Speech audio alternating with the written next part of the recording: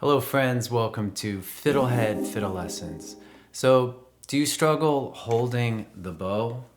Do you find that maybe it slips when you're trying to play, or that it feels awkward, or that your position is your hand, it feels very tense?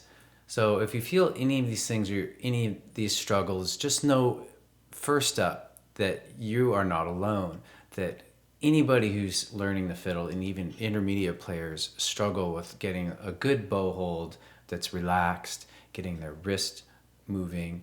And so I'm going to give you some tips today and try to answer some questions that students have recently sent me about bowing and about the hold in particular.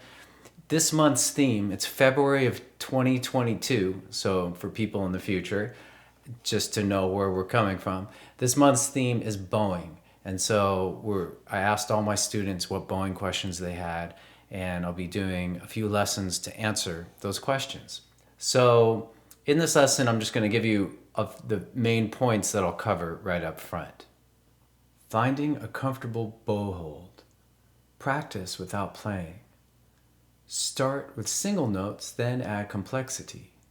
Return your attention to the bow. Watch other fiddlers. Bowing as meditation. Great. So one last point before starting is that this lesson's mostly for beginners, but intermediate players I think could benefit from it. There might be some things you've missed or things you've forgotten about that you'll be reminded of about your bowing this lesson. And that's kind of an overall theme I'm thinking about this year, is that the return to fundamentals. Emphasis on fun, because a lot of times we get carried away with learning new stuff, and a lot of the basics that we really need to practice we forget about. Okay, so let's move forward. Finding a comfortable bow hold. How do you do it? So we can start without even holding the bow. Just make a gentle fist with your right hand. Make sure it's nice and relaxed. And then simply open that up. Maybe have your index and thumb touch. Now, before even holding the bow, notice that all my fingers are curved. All right, and we want to maintain this. And so the bow should fit roughly into this, and we'll get to that in a minute. Side note, for the left hand, similar thing. Gentle fist, open it up, and that's the form for the left hand as well. Want to keep the fingers curved. There's more flexibility. The wrist can get more involved. And as we'll see, keeping this thumb curved nicely is going to be a challenge. It tends to be a challenge for people. So again, if you struggle with that, know that you're not alone, but you can overcome it. And you can overcome it by simply returning to very simple things, just holding your hand properly in space. Now let's try to hold the bow. I'm going to just kind of slip the bow into that. Now notice what I did. I used my left hand to actually hold the bow and support the bow. This is a great tip. And I've only recently learned this just from watching and teaching, but I think it's great because if you're ever stuck with your bowing, it's hard to adjust it if you're actually holding the bow. So you let the left hand support it, and it's like they help each other. It's great. And so I can kind of work on that, kind of make sure that things are curved. And as you'll see, if we get stuck as we go, we'll return to that simple tip. All right, so now you got this. Now we can just try playing with it, moving it in space. Actually, let's go a step backward. Let's first just move the wrist in space a little bit. So notice that I'm going to bend. I'm exaggerating now, but it's actually a good idea to exaggerate, especially when you're not even holding the bow. But this will give you the idea of what happens by exaggerating. I invite you to try it. And more largely, generally I should say, try to enjoy the feeling of the physical motion. There's a lot to be said for enjoying the sound, which I'll talk about, and enjoying learning something new in the intellectual side of it. But try to enjoy it in your body as well as in your mind. So just enjoy getting this motion down and feeling comfortable in it, and feeling relaxed. Try to return your attention to your breath. So it may sound like I'm being a new age hippie, but these are very important things that'll really impact your fiddling in a big way. If you can remain relaxed, breathing, and it applies to any instrument. the breath is the source. Like the instrument is like your voice. You need to breathe in order to sing, and it applies to fiddling, especially to bowing, which is like breathing. It's a back and forth, in and out motion. Okay, so now pick back the bow up, pick back up the bow, and we'll start by doing an up and down like sword fighting motion. And so notice that the same motion happens. Because I have limited view on camera, I'm not gonna, but you could really reach as high as you can, both directions, and notice that the wrist is still moving up and down. Watch out for low-hanging ceiling fixtures. You don't want to break your bow. Or the ceiling fixture, because if you're staying at your mother-in-law's house like I am, she won't be pleased. You don't want trouble from the mother-in-law. Okay, and then try to go back and forth. Or sorry, left to right. So when I move to my left, the wrist bends, and then it bends the other way. All right? And so there's a lot, the point is there's a lot you can do without even playing. You may find that the hold slips. And so if you found that even in that air bowing it slipped, go back to your trick, holding it with the left hand, this is your left hand, and so you can properly find it with your right. So again, intermediate players might benefit from this. If you find you're getting stuck with something, just pause. You can even do it while, if you have a strong hold, like you have a good shoulder rest, you can kind of like, you're playing, you're fiddling along, you can kind of take a break without even breaking the flow too much of what you're doing and just reposition. So it's a very, very big thing, and it falls under a larger category that I just call practice without playing. Now we'll move on to the third thing you can do for really working on your hold is to start with single notes and then add complexity. And so this is a very powerful practice. And as you might have guessed, you can use this with really anything, but we'll apply it specifically to bow hold. So now that I have my bow hold, I'm going to simply play open notes on the D string. I'm going to have my left hand planted here, so I don't even think about fingering yet. It's all my attention. It's attention management. I want to manage and focus my attention on just this bow hold. Simple short bows. So most beginners can do this. Even most beginners. To get a good sound is hard, and I acknowledge that, but at a certain point you will be able to just move the bow back and forth.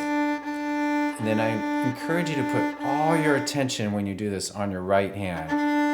Start with short bows and then try to do longer bows. It may take a while to really get the wrist moving, so don't worry about it. And more generally, there's no completely right way to do things. The important thing is to keep playing and keep learning and stay aware of what you're doing. So let's say you get to a point where you can do medium length bows, let's say about a third of the bow, like I'm in the middle third. I can do that easily.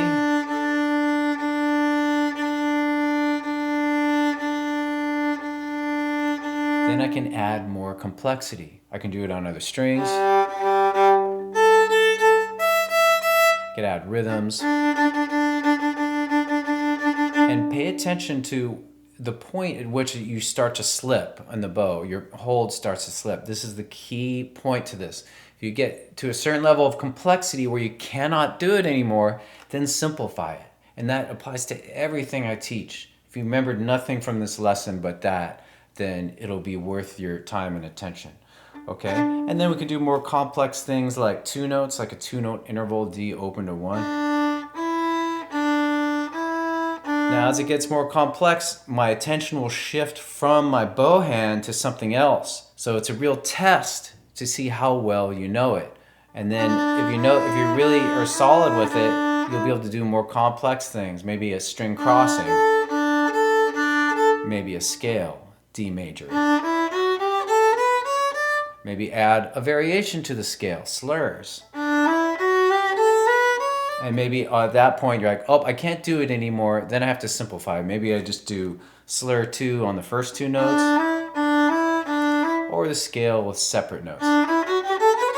And you keep working until you can do a piece of a tune. Like, and then maybe do a whole tune, and maintaining that awareness and relaxed feel in your hand, in your right hand. I call this the simple to elaborate process, or step. Start with single notes, move to intervals, scales, tune phrases, and then whole tunes. If you get stuck on the more complex steps, then return to simpler steps. Okay, good. So now that you got the step process, you've got the general idea on how to hold the bow, how to have a relaxed feel. The next idea I have is that to simply keep returning to your bowing, bringing your awareness and your tension back. Again, it's attention management. So you're going along, you're doing fine throughout your practice. And even if you think you're doing fine, just stop the complex thing you're doing, the tune, or maybe you're doing some double stop thing, and simply return to open string notes. Ask yourself, how's my hold? How does it feel? And return to like a feeling of joy with the sound of it, a simple good sound, but also joy in feeling the body relax into it.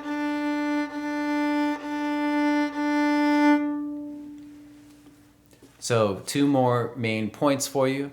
The next one is simply to watch other fiddlers, watch videos, or watch people you jam with, how they fiddle, and ask, just being around that, being exposed to that will sink into your unconscious.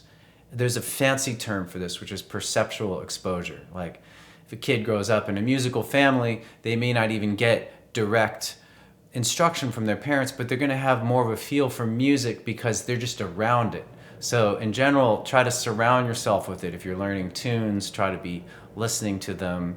That's another example of it. Just listen to the stuff you're learning, but watch videos of teachers or fiddlers that you admire and try to just really see what they're doing. Slow it down in YouTube if you can. Okay, now the final thing is to approach your hold and having a good hold as a meditation. So do all the steps in this, but really try to breathe evenly and let go of thoughts and just be one with the bow. It sounds... So play a D drone and stay with it a long time, playing simple notes. You can still add things of a little bit of complexity. You could add a scale or intervals or things in D major, but the point is to get to a point where you don't think about it. You're really just playing and you're feeling very relaxed. Your breath is calm. You can feel that your breath is calm. Maybe even get to the point in which you coordinate your breath with your playing. So when you're going up, breathe in and then breathe out.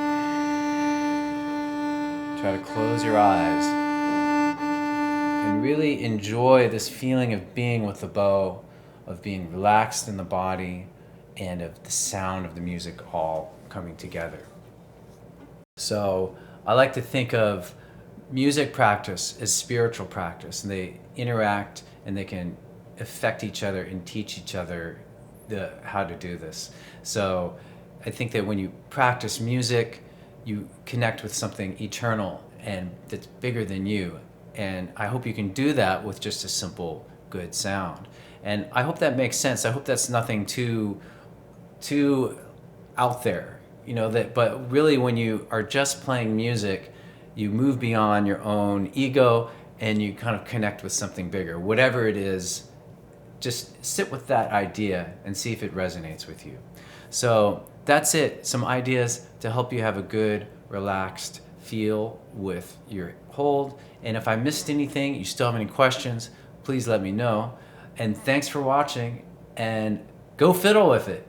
Go to FiddleHed.com for a progressive step-by-step course outline, color-coded tabs, play-along tracks, sheet music, and much more. Thanks for watching the video. Excellent! And don't forget to subscribe. Thanks.